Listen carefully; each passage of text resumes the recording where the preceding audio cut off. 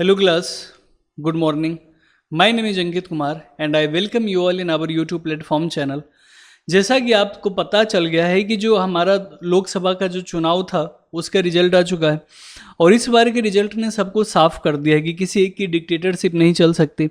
जहाँ पे 400 पार के नारे लगाए जा रहे थे, आप देख सकते हो कि जहाँ पे बीजेपी बोल रही थी कि वो अकेले 400 पार करेगी, 370 प्लस सीट वो लेके आएगी अकेले। वहीं पे अगर एक कोलिशन की गवर्नमेंट बनाई जा रही है यहाँ पे, अब गठबंधन की सरकार बनेगी और गठबंधन में दो इंसान बहुत ही इंपॉर्टेंट रोल प्ले करेंगे। पहला आप हमारी ये पलटू चचा नीतीश कुमार है। अब आपको नीतीश कुमार के बारे में पता है कि सबसे ज़्यादा जो दल बदल करने का जो रिकॉर्ड है नीतीश कुमार के पास है। और दूसरे तरफ अगर हम देखें तो ये हमारे अन्ना जी दिख रहे हैं। अब यहाँ पे प्रॉब्लम्स क्या है कि इन दोनों को मिला दे तो करीब करीब 30 प्लस सीट्स हो जाते हैं। अब अगर ये 30 सीट्स जिस खेमे में चली जाएगी उसकी सरकार बन जाएगी। तो प्रेजेंट तो हम यही देख रहे हैं कि फिलहाल तो नरेंद्र मोदी जो है वो तीसरी बार लेने वाले हैं, प्रधानमंत्री पद का जो है वो शपथ लेने वाले हैं। और ऐसा अनुमान लगाया जा रहा है कि 9 जून को हमारे प्रधानमंत्री नरेंद्र मोदी जी तीसरी बार जो है वो प्रधानमंत्री के लिए पोस्ट किया, इस बार वो शपथ ग्रहण लेंगे। तो ये अगर आप न्यूज़ में देखोगे तो यहाँ भी आपको ये दिख रहा है कि अब की बार कोलिशन की सरकार। और यहाँ पे इंडियन सिटीजन्स ने, वोटर्स ने ये क्लियर कर दिया है कि अगर आप अपने मुद्दों से भटकोगे, अगर आप रिलीजन के नाम पे अब ज़्यादा चीज़ें नहीं चलेगी, आपको अगर वोट चाहिए तो आपको अपने काम बताने पड़ेंगे।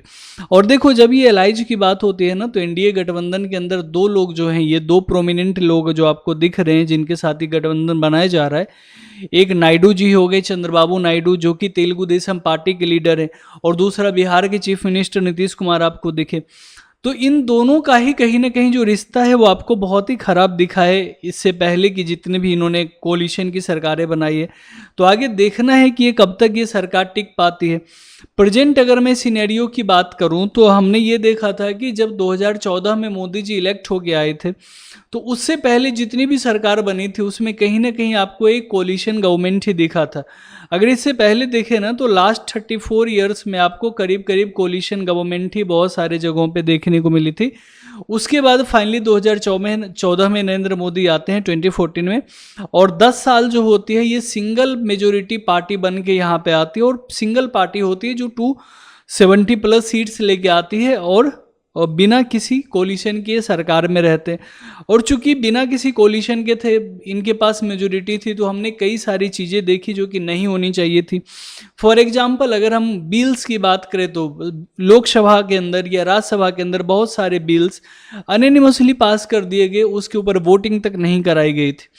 तो यही सारी चीज़ें जो थी अब नहीं देखने को मिलेगा। और कहीं ना कहीं जब एक बार अगर आपको ये दिखता है कि ओपोजिशन, स्ट्रॉन्ग ओपोजिशन अगर आपको दिखता है, तो वहाँ पे कोई भी सरकार अपनी मोनोपोली नहीं दिखा सकती। तो अगर आप इस बार के इलेक्शंस की बात करें तो ओवरऑल अगर आप इस चार्ट को देखोगे तो बीजेपी जो भारतीय जनता पार्टी है इनको अप्रॉक्स 240 सीट्स मिले हैं। इंडियन नेशनल कांग्रेस की बात करें तो 90 200 के बीच में इनको सीट्स मिले। यहीं अगर कुछ रीजनल पार्टी जैसे समाजवादी पार्टी है plus all India Trinamool Congress है, ये सब भी सीट्स में उभर के आई हैं। ये सब भी रीजनल पार्टीज उभर के आई है। चूंकि अब रीजनल पार्टी भी उभर के आई है तो एक सेंट्रलाइज फॉर्म ऑफ गवर्नमेंट आपको यहाँ पे ज़्यादातर नहीं देखने को मिलेगा। इस बार आपको दिखेगा जो प्रोविंशियल गवर्नमेंट होंगे, जो स्टेट की गवर्नमेंट होगी, जो ये रीजनल पार्टी है, चाहे वो समाजवादी पार्टी हो, चाहे ये तृणमूल कांग्रेस हो, ये भी कहीं ना कहीं बढ़ चढ़ के हिस्सा लेगी। और यही डेमोक्रेसी की खूबसूरती होनी भी चाहिए कि रीजनल पार्टी को भी वही सपोर्ट मिलना चाहिए, वही वैल्यू मिलना चाहिए जो एक नेशनल पार्टी को दी जाती है। अगर हम इस अभी जो कोलिशन की गवर्नमेंट बन रही है अगर इसकी हम बात करें तो देखो 272 सीट्स चाहिए होती है मेजोरिटी के लिए। अगर आपको सरकार बनानी है तो आपको 272 सीट्स चाहिए होता है। लेकिन चूंकि बीजेपी का जो वोट शेयर है वो 36.56% रहा, जो कि प्रीवियस 2019 के वोट शेयर से ज़्यादा है। उसके बाद भी इस बार बीजेपी यहाँ पे सरकार नहीं बना पाई। तो फाइनली क्या हुआ कि कोलिशन कर रहे हैं वो किसके साथ, तो तेलुगु देशम पार्टी के साथ और नीतीश कुमार के साथ। और इन दोनों के पास अगर आप देखो तो करीब करीब इनके पास जो है 30 सीट्स है। तो अगर ये दोनों इनके साथ आ गए तो फिर यहाँ पे सरकार बन जाएगी, ठीक है।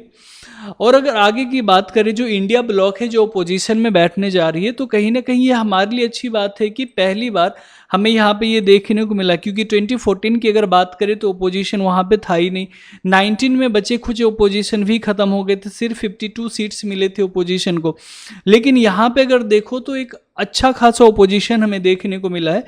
तो डेमोक्रेसी के लिए ओपोजिशन का होना बहुत ज़रूरी है, ठीक है। तो अब हम इस चीज़ को एक चीज़ देखते हैं कि अगर ये सरकार कोलिशन गवर्नमेंट बनती है तो यहाँ पे क्या क्या चीज़ें हो सकती है। तो एक बार हम इसको एनालाइज करते हैं, ठीक है। तो देखो, जब भी कोलिशन की सरकार बनती है तो फिर यहाँ पे आपको क्या करना पड़ता है कि आपको अपने एलाइज को भी एक अच्छा खासा पोजीशन देना पड़ता है। फॉर एग्जांपल अगर मैं बात करूँ तो नीतीश कुमार ने ऑलरेडी 3 कैबिनेट के सीट और 2 मिनिस्ट्री ऑफ स्टेट के सीट की ऑलरेडी डिमांड कर दिया उन्होंने। तो कहीं ना कहीं क्या होता है कि जब यहाँ पे रीजनल पॉलिटिक्स का एक अच्छा खासा इन्फ्लुएंस देखने को मिलेगा, साथ साथ जो डिस्ट्रीब्यूशन ऑफ पावर है उसमें भी आपको रीजनल पॉलिटिक्स का अच्छा खासा यहाँ पे इन्फ्लुएंस दिखेगा। क्योंकि महाराष्ट्र की बात करें तो महाराष्ट्र में भी अगर आप देखोगे तो शिंदे का भी यहाँ पे अच्छा रोल होगा। साथ साथ बिहार के अंदर एलजेपी प्लस जो नीतीश कुमार की पार्टी है उसका भी आपको यहाँ पे एक अच्छा खासा इन्फ्लुएंस देखने को मिलेगा। दूसरी चीज़ क्या होती है कि पावर जो बैलेंस का जो है, पावर का एक बैलेंस बनाना बहुत ज़रूरी होता है। अगर आप कोलिशन गवर्नमेंट चला रहे हो तो आपको पावर का बैलेंस बनाना बहुत ही ज़रूरी हो जाएगा। अगर सॉरी आप ये नहीं बना पाते हो तो आपकी सरकार कभी भी गिर जाएगी। और इस बार एक चीज़ बीजेपी को ये समझ आ गई कि किसी एक इंसान के नाम पे आप वोट नहीं मांग सकते। हमने रिसेंटली ये देखा कि बीजेपी के जो एक्चुअल कार्यकर्ता थे जो कि ग्रास रूट लेवल पे काम करते थे, प्लस जो बीजेपी की जो कोर अलायंस है लाइक आरएसएस, ये कहीं ना कहीं ये यहाँ पे दिखा कि सिर्फ और सिर्फ एक ही चेहरा को हाईलाइट किया गया। हमें हर जगह आपको दिखेगा कि प्रधानमंत्री मोदी को हाईलाइट किया गया और कहीं ना कहीं जो एक्चुअल जो ग्राउंड पे वर्क कर रहे थे उनको एक यहाँ पे अपॉर्चुनिटी नहीं मिल पा रही थी। तो इस वजह से जो था बीजेपी और आरएसएस का रिलेशन भी कहीं ना कहीं आपको खटाई में जाते दिखेगी यहाँ पे। तो ये कुछ चीज़ें हैं जिसकी वजह से यहाँ पे कोलिशन की सरकार बनी है और बीजेपी को पूर्ण बहुमत नहीं मिल पाया। साथ साथ अगर हम बात करें तो क्या क्या चैलेंजेज हो सकते हैं, क्या नेचर होगा 18th लोकसभा का जो कि आने वाला है। रिसेंटली हमने देखा कि कल क्या हुआ है कि हमारे प्रेसिडेंट को प्राइम मिनिस्टर ने यहाँ पे अपना डिजिग्नेशन सौंप दिया है। अब जो 18th लोकसभा स्टार्ट होने वाला है तो इसके बारे में ये कहा जा रहा है कि 9 जून को हो सकता है कि हमारे प्राइम मिनिस्टर जो है यहाँ पे प्राइम मिनिस्टर के लिए ओथ ले सकते हैं। अब यहाँ पे कुछ चीज़ें आपको क्लियर समझनी पड़ेगी कि जब भी कोलिशन की सरकार होगी, एक तो यहाँ पे ओपोजिशन जो है ये बहुत ही अच्छे स्ट्रेंथ के साथ आई है। तो आप जो है नॉर्मल जो चीज़ें होती है कि जब बिल आप ऐसे ही पास कर देते थे, यहाँ पे सिंपल मेजोरिटी के साथ भी अगर कोई बिल आपको पास करनी है तो भी आपको यहाँ पे सोचना समझना पड़ेगा। इतना आसान नहीं होगा किसी भी बिल को पास करना। दूसरी बात सबसे बड़ी क्या होती है कि डिस्ट्रीब्यूशन ऑफ पावर की अगर हम बात करें तो आपको यहाँ पे ये चीज़ देखना पड़ेगा कि आपको हर जगह आपके जो एलाइज हैं उनके साथ आपको पावर का डिस्ट्रीब्यूशन करना पड़ेगा। साथ साथ जो अकाउंटेबिलिटी होती है ये रूलिंग गवर्नमेंट की बहुत ज़्यादा बढ़ जाती है, क्योंकि अगर आपको गवर्नमेंट में रहना है तो आपको कहीं ना कहीं अकाउंटेबिलिटी आपको लेनी पड़ेगी। आपको एक डेवलपमेंट का पॉइंट दिखाना पड़ेगा। आप रिलीजन कास्ट इन सब के बेसिस पे अब आप वोट यहाँ पे गेन नहीं कर पाओगे।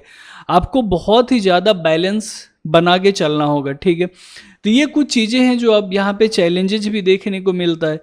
और जो सेंटर के अंदर जो आपको ये दिखेगा, जब देखो काउंसिल ऑफ मिनिस्टर के अंदर सीटों को लिमिट किया गया है कि 12% से ज़्यादा लोग काउंसिल ऑफ मिनिस्टर में नहीं दिखेंगे।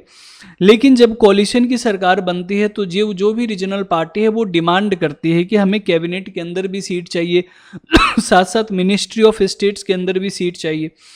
तो कहीं ना कहीं ये बैलेंस बना के रखना बहुत ही मुश्किल काम होता है, खास करके जब सामने जो है नीतीश कुमार जैसे इंसान हो जिसे पलटू चचा के नाम से जाना जाता है। और इस बार जो है प्रॉब्लम इसलिए क्रिएट हो जाएगा कि बहुत सारी जो अलायंस की बीजेपी लेड अलायंस जो बने उसमें बहुत सारे ऐसे लोग हैं जो जिनको हिंदू मुस्लिम दोनों ही वोटर से मतलब होता है।